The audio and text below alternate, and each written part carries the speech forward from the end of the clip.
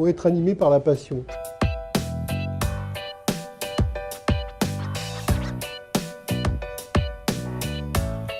Alors cette année, nous avons eu 31 dossiers, c'est un chiffre en progression puisqu'en 2016, nous avions 19 dossiers et l'année dernière, nous en avions eu 21.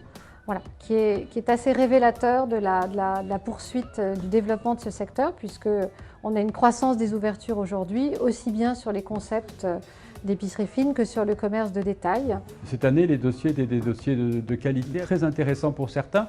Donc je pense qu'on reflète parfaitement toute la diversité du monde de l'épicerie fine en réalité. Je dois dire qu'il y a d'abord de plus en plus de candidats avec toujours le même profil, des gens courageux, des gens passionnés, des gens qui aiment leur métier, des gens qui veulent faire goûter à leur clientèle leurs bons produits du terroir avec beaucoup d'authenticité. Avec des gens qui font très bien les choses, des choses très différentes, mais c'est chouette de voir autant de diversité dans nos métiers. Avec chacun son concept, chacun ses idées, chacun sa façon de valoriser son métier et son savoir-faire. J'étais effectivement enchanté, tout comme Marie-Édith, que Pierre Hermé cette année nous rejoigne parce que c'est un regard vraiment pointu sur la gastronomie. Il faut être animé par la passion, par l'envie, par le désir, par l'amour du produit.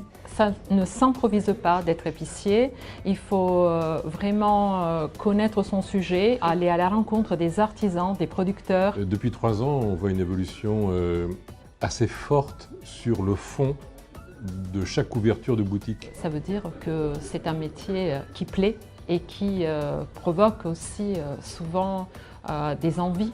Les gens qui ont la chance de porter des projets comme ça, que ce soit à titre personnel, individuel ou dans une entreprise comme la mienne, ce qui nous anime, c'est la passion. Il ne faut jamais perdre de vue le produit, la façon dont il est fabriqué, la traçabilité, qui sont aujourd'hui des critères très importants. Il ne faut pas que la décoration, que le projet supplante le produit.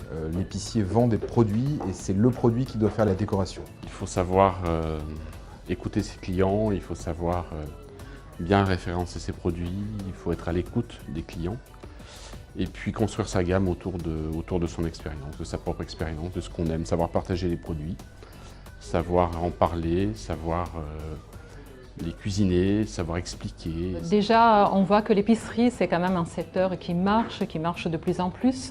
Il y a une grosse tendance qui s'avère de plus en plus importante pour la mixité épicerie-restauration. Une extension du produit frais qui est très significative. Et aujourd'hui, les produits d'épicerie fine sont de plus en plus soignés. Je ne parle pas du goût, je parle de sa présentation, je parle de la façon de le consommer et la façon d'en parler. Une belle édition, vraiment des beaux concurrents. Et donc il y a véritablement une évolution vers le haut, on tire la qualité vers le haut et ça c'est formidable. Il y a beaucoup de gens qui laissent tomber les anciens métiers et qui font de la reconversion.